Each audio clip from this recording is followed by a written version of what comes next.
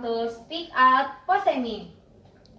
Oke, siang hari yang berbahagia ini kita kedatangan salah satu dosen kami sekaligus pengusaha.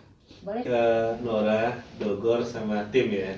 Podcast Speak Out namanya ya. Iya, Speak Out, Pak. Nah, senang sekali bisa diundang ke sini, dan kalau untuk dibilang pengusaha belum lah kayaknya, Nor. Karena masih merintis. Oh.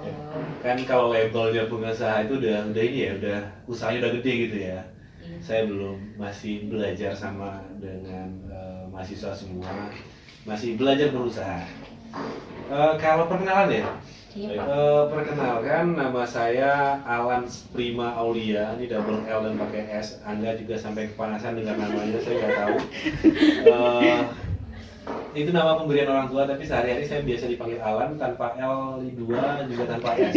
Saya juga nggak ngerti kenapa dikasih S itu, kalau dipanggil juga nggak pakai S gitu. Jadi ada beberapa teman yang manggil saya Alans gitu, agak aneh Cool juga dengarnya. Halo Lans gitu kan, nggak enak juga ya. Nah itu mungkin perkenalan singkatnya. Jadi lanjut aja ya Pak ya. Iya, nggak apa-apa. Kalau berhenti ya selesai. Mungkin yang pertama itu pertanyaan yang perlu kami kasih sama Bapak. Dari mana sih awal mulanya terpikir untuk membuka usaha ternak lebah ini Pak? Oh, saya nggak terima pertanyaannya. Kenapa, Pak? Kan kalau dikasih boleh nolak ya? Harus dijawab dong, Oh, Pak. dijawab. Biar berlanjut ini.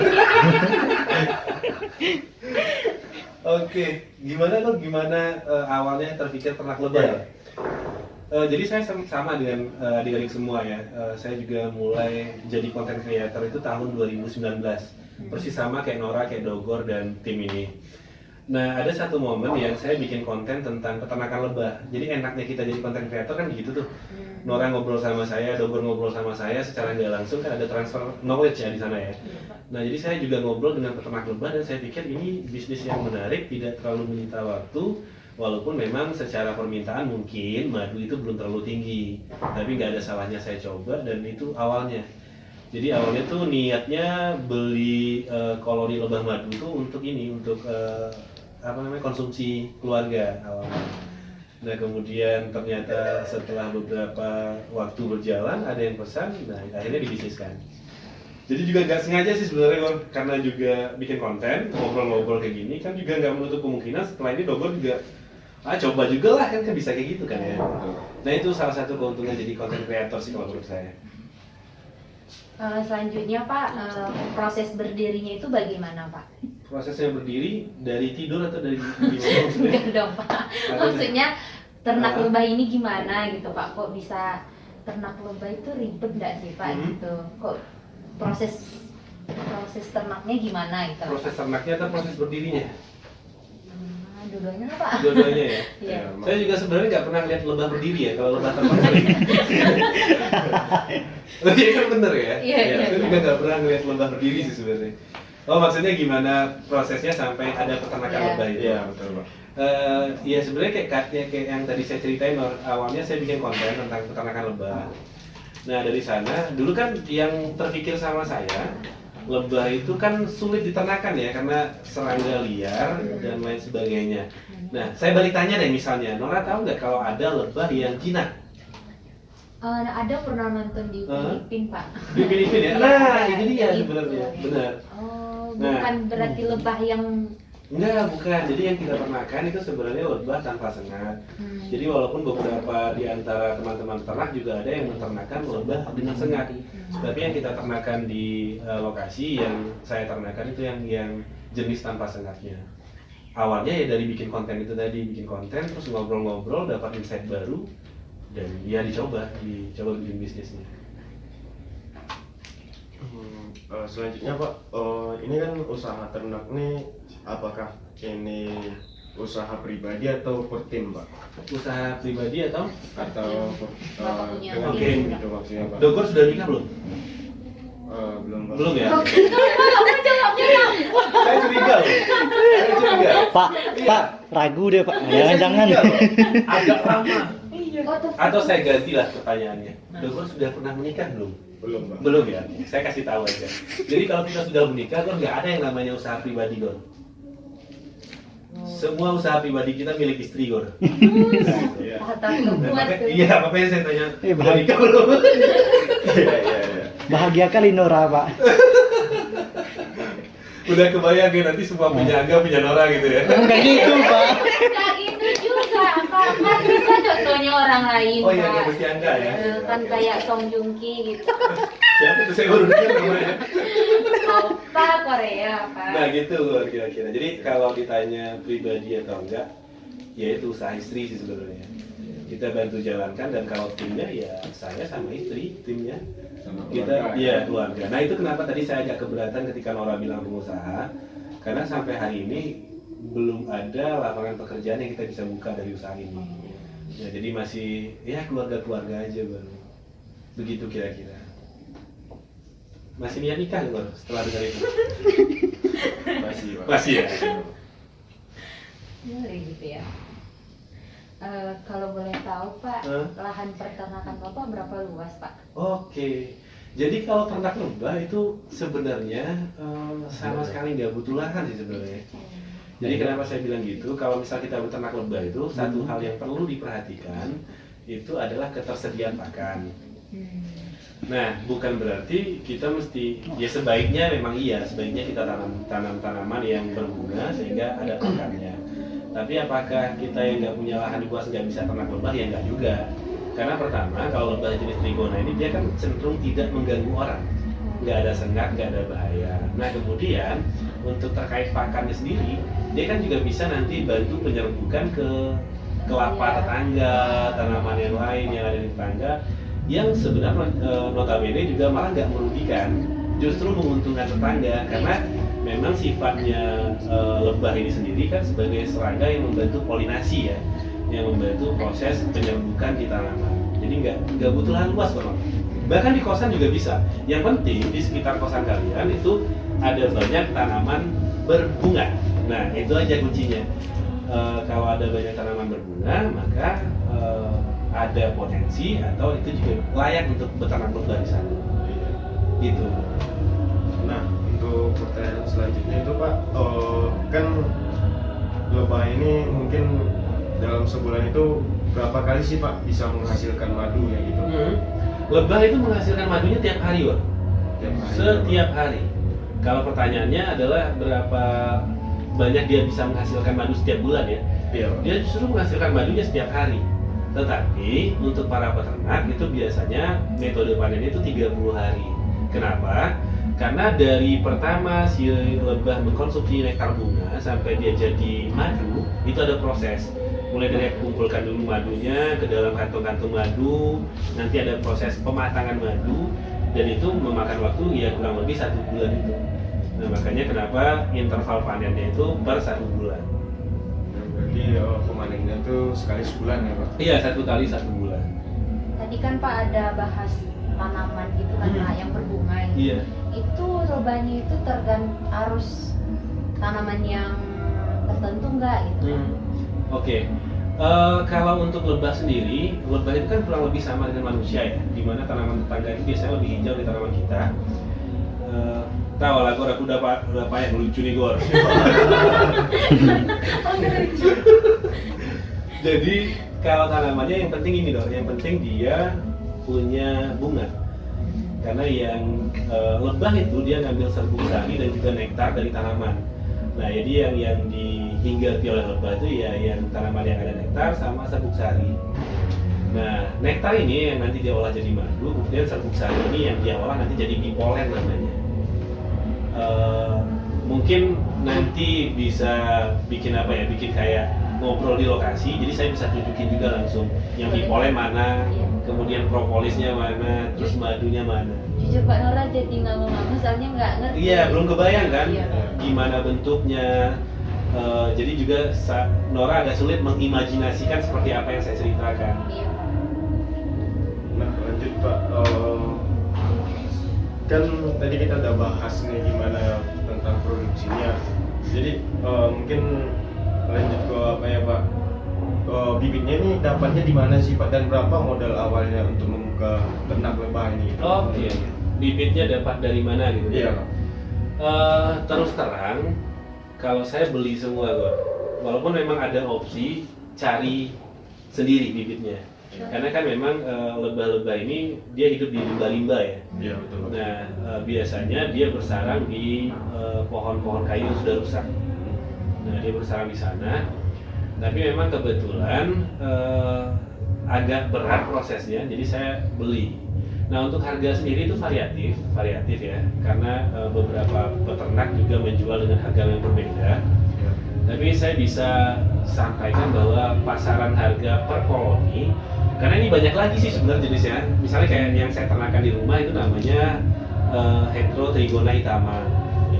Nah itu kalau rata-rata di pasaran ya orang menjual satu koloni itu harganya 800.000 sampai 1.500.000 lah. Nah itu untuk range harga. Nah kalau untuk modal awal, ya katakanlah Dogor punya memulainya dengan 10 koloni ya berarti range-nya di 8 juta sampai 15 juta rupiah.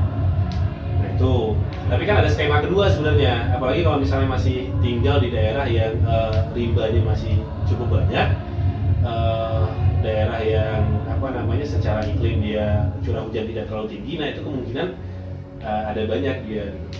Nah itu bisa dicari dan ya berarti modalnya tenaga untuk cari.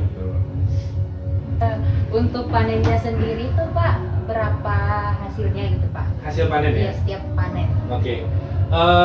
Panen itu akan sangat tergantung dengan kecukupan pakan lebah atau yang kita bahas tadi vegetasi.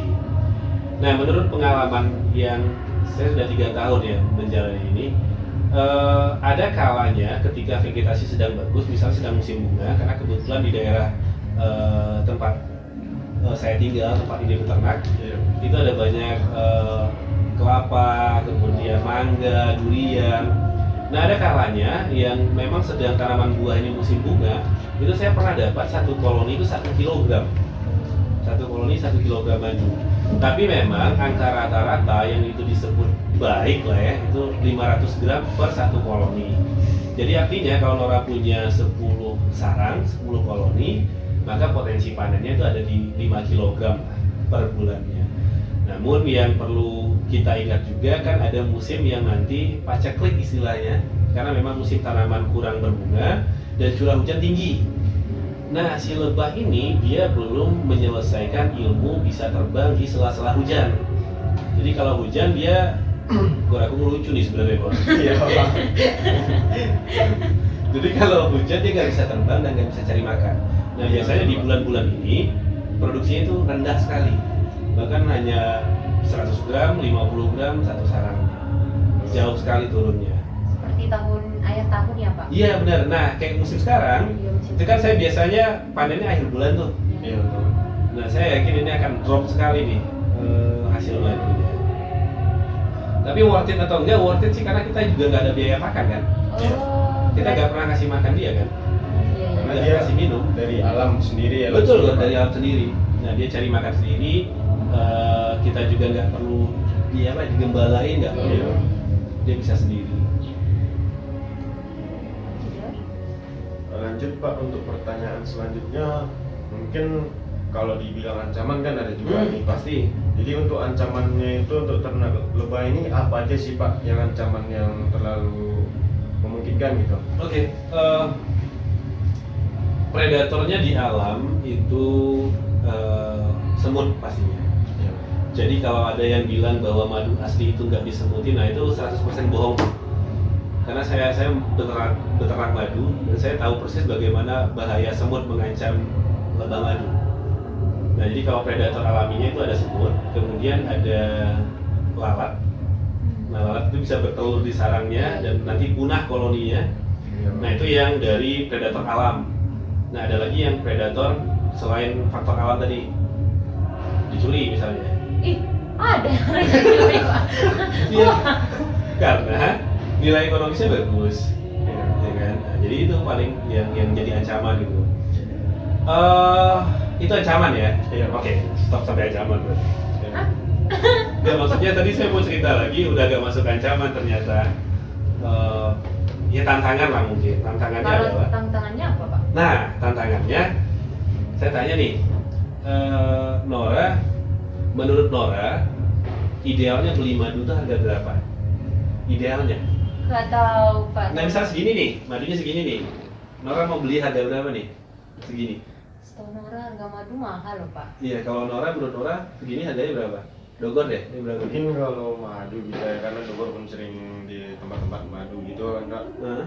Mungkin bisa dibilang 80 ke atas gitu. Oke. Ini berapa mili ya? Dan dia pun tergantung milinya juga kan Pak. Oke, ini 220 mili. Kita biasa jual di harga 150.000. Per Segini. 250 mili. Tantangan itu yang pertama adalah edukasi. Edukasi kepada masyarakat tentang bagaimana pentingnya kualitas madu, kemurnian madu, keaslian madu. Nah, tantangan selanjutnya juga karena memang rendahnya literasi atau kurangnya pengetahuan konsumen terkait dengan keaslian, kemurnian, kemudian kualitas madu, Iya. masih sering tercampur-campur tuh antara bagaimana madu yang asli itu gimana, yang murni itu gimana dan lain sebagainya. Itu yang berat. Jadi pasarnya untuk sekarang itu cenderung masih belum terbuka lebar. Nah itu yang agak sulit. Nih kasih contoh lah misalnya. Dogor pernah tahu untuk ngetes madu asli itu gimana caranya? Atau Nora? Mungkin ada yang buat ditaruh di tisu gitu dibakar Oke. dan gitu. itu aja sih setahu Dogor. Malah? Kalau kata orang kalau dia madu asli semut nggak mau menginggapi Nah, Pak. Kalau itu kan udah termasuk yang Dogor ceritakan tadi itu sebenarnya mitos-mitos madu. iya betul Pak. Mitos semua. Nah, edukasi seperti ini yang sebenarnya berat. Nah, belum lagi kalau kita bicara tentang madu yang common ya, yang biasa dijual di pasar, yang orang tahu itu madu, tapi ternyata ada banyak campuran, bahkan ada yang madunya cuma 6%. Iya, iya. Nah, itu yang menjadi tantangan tersendiri untuk peternak madu. Tapi biasanya kalau orang yang memang sudah mengerti madu, yang sudah tahu madu, sudah rasakan manfaatnya, itu biasanya repeat order. Nah, yang jadi tantangan memang mengedukasi ini. Itu mungkin. Ya. Nah mungkin sebelum lanjut ya Pak, mungkin Bapak pun udah haus, boleh nggak Pak kita minum? Oh iya, siap. Maaf ya Pak seadanya. Tidak apa-apa. Yang jadi masalah itu nggak adanya. Iya. Kita minum dulu gitu Pak supaya nggak tegang-tegang kali ya. Mungkin serat tenggorokannya gitu. Oke. Nah mungkin madunya yang di alam tuh beda ya sama yang Bapak pelihara kan. Maksudnya ada nih madu lebah yang menyengat dan tidak menyengat. Itu seperti kualitasnya itu apakah jauh beda apa sama gitu? Dan untuk manfaat untuk penyakit gimana sih Pak gitu? Oke. Saya sebenarnya agak merasa tidak berkapasitas menjawab ini Gor. Kenapa? Pertama memang secara background keilmuan saya nggak terlalu mengerti. Jadi yang saya dapat pun informasi dari orang lain. Tapi kalau terkait dengan mana yang bagus kualitasnya, berdasarkan beberapa artikel di jurnal yang pernah saya baca, memang kecenderungan kualitasnya madu dari lebah trigona itu lebih bagus. Tapi bagaimana detailnya saya juga tidak terlalu memahami. Cuma memang saya sempat baca itu. Terus yang kedua, beda atau enggak? Saya pastikan beda loh. Kenapa? Karena di hutan ini kan sebenarnya madu ini tergantung sekali apa yang dimakan lebahnya. Iya betul Pak. Nah ya kan, jadi di hutan itu kan tanaman liar itu banyak banget ya kan. Berbeda dengan yang saya ternakan. Ya paling lebah yang saya ternakan ini kenalnya kelapa, pinang gitu kan, mangga, durian gitu kan. Dia nggak kenal tanaman liar lain. Nah beda pastinya. Tapi dari penelitian ya itu tadi yang saya sampaikan bahwa ada banyak artikel yang sudah ulas bahwa kualitas madu lebah trigona itu memang cenderung lebih baik.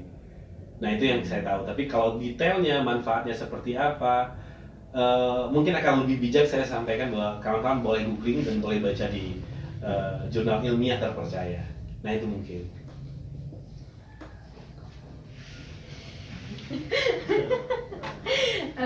Selanjutnya Pak, hewan ternak kan ada yang divaksin nih. Kalau lebah divaksin juga nggak Pak?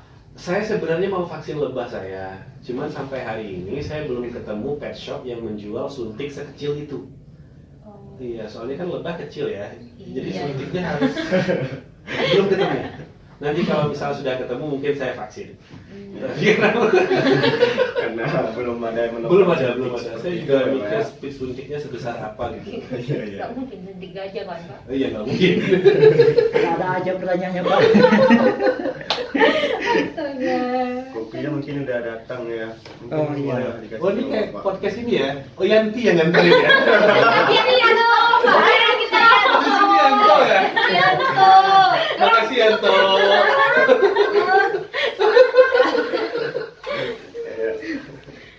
Lanjut kan? Minum dulu Pak. Oh iya, ini masih panas juga ya? Panas ya. Oh, kalau dingin Bapak nggak suka kayaknya. Oh iya, makasih Yanto. Untuk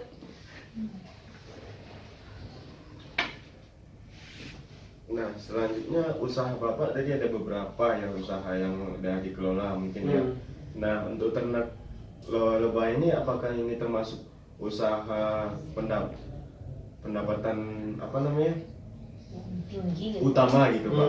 Atau enggak? Oke. Sebenarnya kalau misalnya ada beberapa usaha, ya ada beberapa rintisan usaha, tapi memang Iya, betul. posisinya belum established. Nah, kalau misalnya disampaikan bahwa ini salah satu sumber pendapatan keluarga, iya. Iya, karena memang skala besar belum, tapi kita memang sudah dapat orang yang langganan, yang ordernya itu cenderung stabil. Jadi nggak fluktuatif dan bisa disebut salah satu pendapatan utama keluarga, iya. Mungkin kayak apa namanya pemasaran itu dari melalui media aja mana saja sih Pak untuk pemasarannya? Aduh, saya sebenarnya nggak enak ngomong di sini, tapi nggak apa-apa. Kenapa saya bilang nggak enak? Karena saya termasuk yang nyinyir ya, bilang ke kalian, ayo dong fokus ke branding ini segala macam. Saya nggak ngerjain sebenarnya kawan. Jadi itu kenapa saya bilang bahwa saya belum serius-serius banget ke sini. Kenapa? Karena memang kapasitas produksi itu kita masih kecil. Jadi saya takut kalau kita bikin branding, kemudian serius untuk promosi dan lain sebagainya, nanti ada permintaan kita nggak bisa supply. Iya. Oh, iya. Nah sementara produksi kita kecil dan memang sudah ada ini dapat segini, biasanya kesini nih, ini kesini nih, kesini. Jadi memang sampai hari ini metode promosinya sama sekali belum ada. Belum ada. Istilahnya masih mulut ke mulut ya Pak di Iya, mulut daerah. ke mulut dan itu pun beberapa kali kita sampaikan bahwa kapasitas kita kecil, kita belum produksi banyak. Dulu sempat ada kepikiran mau serius branding, mau nambah dan lain sebagainya, karena kebetulan juga kita ada bikin kebun kopi ya. Nah itu kan juga bisa jadi tempat untuk si lebah mencari makan. Tapi memang sampai sekarang belum kesampaian. Nah saya berharap kan setelah ngobrol kayak gini kan saya serius sama Dogor sama Nora, ya barangkali aja nanti bisa investasi kan. Ya, Bisa Pak. ya bisa ya. Tapi di kebun sawit bagus loh, Bang. Di kebun sawit bagus. Lebah ini Pak. Iya, di Pak. kebun sawit bagus. Bisa nih bisa Pak. Di kebun sawit Itu bagus. lebahnya termasuknya apa lah orang yang kayak di sekolah-sekolah di pintu-pintu kan Iya ada. tahu. Nah, nggak tahu kalau di Filipina ada. daerah kalian namanya apa? Kalau di sini namanya galo-galo. Iya. Kita apa Bor? Lupa entah apa namanya itu Pak. Lebah Pinipin. Enggak. Kok pikir nih kamu lupa opini. Opini kan baru lahir tahu. Iya, apa namanya di sana? Tunggu Pak. Apa namanya Pak? Sebenarnya banyak sih Pak. Itu Nah. kan tiap daerah itu berbeda-beda Pak. Betul. Dan ada yang bilang itu lebahnya itu lebah dal-dal namanya. Dal-dal. iya, iya. Oke. Karena Dal-dal. ada beberapa bahasa nih yang saya Iya, tahu betul, Pak. yang artinya ke sana. Ada yang nyebutnya galak-galak. Ah, Galak-galak. Ada yang galo-galo, ada yang nyebutnya linot, ada yang nyebutnya lanceng, ada yang kelulut, dan saya baru dapat nih dal-dal ya. dal-dal Pak. Oke. Bahasa baru nih Bor. Iya. Bisa tuh. Mak. Apa? Investor terbaik kalian itu tahu gak siapa? Orang tua. Wah, ya nggak apa-apa. Kecuali ada nggak jadi deh. Nanti kalau mau manggil Mak ya. Mama. Bu, saya dosennya Nora. Kalau nanti memang tertarik, saya bisa bantu bimbing dan pengadaan koloni bisa lewat saya kok. Kalau musim hujan gini di kebun sawit pada banjir Pak. Oh gitu ya? Iya. Ya ditinggiin sarangnya. Nanti saya bimbing lah. Oh gitu. Saya bimbing. Bisa itu. Bisa Pak. Mungkin bisa dibimbing dan untuk biaya bimbingannya bisa dikondisikan nanti ya kan Pak. Oh, lewat Dogor itu. Adminnya Dogor itu. Mungkin satu lagi nih Pak. Untuk jumlah sarangnya tadi kan belum kita bahas nih. Jumlah sarangnya ada berapa jumlahnya itu Pak? Sekarang saya ada 12 koloni kok. 12 koloni. Ya, ada 12. Sebenarnya kalau untuk lokasi saya memang udah nggak bisa ditambah lagi karena vegetasinya nggak terlalu bagus. Jadi ada 12 koloni ya Pak. Dan untuk per koloninya itu hasilnya ada berapa gitu Pak? Iya Pak. Rata-rata 500 gram. 500 gram ya per. Jadi rata-rata per bulan panennya itu di angka 5 sampai 6 kilo. 5 sampai 6 kilo Iya. Pak. Itu di musim bunga banyak ya. Iya. Nah kalau musim hujan ya paling dari 12 koloni 1 kilo itu udah bagus. Oh, Dari 1 kilo Pak. 12 1 kilo. Ketika musim hujan kayak gini. pelanggan bapak yang biasa Nah itu jual makanya, gimana, Pak? itu makanya kenapa? Karena kebetulan karena yang memang biasa beli itu orang-orang dekat, mereka juga udah tahu kondisi itu. Nah ini yang kenapa saya nggak berani jor-joran promosi apa segala macam karena itu. Kita nggak belum merasa sanggup untuk mensuplai nanti. Jadi Alhamdulillah, Pak. Cuman kembali ke belakang lagi Pak. Kalau akan mau Kembali. investor, kan otomatis kita bisa jadi lahan yang lebih luas Pak. Oh iya, nanti masalah kesepakatannya sama dokter Ya aja. sama admin langsung. Ya. Udah kongkar ikong ya, Pak? Mungkin bisa dibilang podcast kita udah di penghujung akhir nih Pak. Iya. Jadi untuk kawan-kawan yang nonton bisa lah Pak nanti dikasih motivasi gitu. Motivasi untuk apa namanya? Anak remaja, pengusaha muda yang mau merintis, Pak. Oke. Karena kan di sosial kami ini kan, Pak, sebenarnya ingin merintis tapi takut gitu. Iya. Nanti saya kasih motivasi. Boleh, Iya. Pak? Ke anak muda. Iya, Kami Pak. juga anak muda, Oh kok, Pak. mahasiswa. Oke. Khususnya pengusaha-pengusaha yang Iya. mau merintis usaha lah gitu Pak. Oke. Baik, untuk kawan-kawan anak-anak muda, mahasiswa, kemudian calon-calon pengusaha yang lagi merintis, saya akan coba kasih motivasi. Waduh. Enggak itu maksudnya. Waduh. Maksudnya kata-kata penyemangat gitu kan, Pak, biar dia oh iya nih gitu aja. Sekarang saya tanya, Terbuka Pak. hati dan Sekarang saya tanya. pikirannya. Memang saya bisa memberi semangat untuk Dora? Mungkin bisa. Bisa, Pak. Menurut lubang mak tadi. Gini, contohnya. Saya yang ngomong, Angga yang ngomong. Lebih dengar siapa? Bapak. Angga dong. Ya jadi kalau misalnya saya memberi semangat ya apa ya? Saya juga nggak ini ya, belum merasa cukup lah untuk memberikan motivasi pada kawan-kawan semua. Tapi mungkin sedikit ya, saya juga sampaikan ke kawan-kawan mahasiswa terus. Hari ini menentukan masa depan kalian kan, nah, itu aja. Ya coba aja selagi nggak bikin salah, nggak merugikan ya gas aja. Itu sih paling kan kalau ngasih motivasinya tadi udah saya kasih motivasi. Oke. Sangat bermanfaat. Sangat membangun. Enggak, soalnya kan jujur kami udah serius, Pak. Iya. Lagi nunggu terakhir. Iya, oh langsung. Sekian podcast kami pada siang menjelang sore hari ini. See you next time.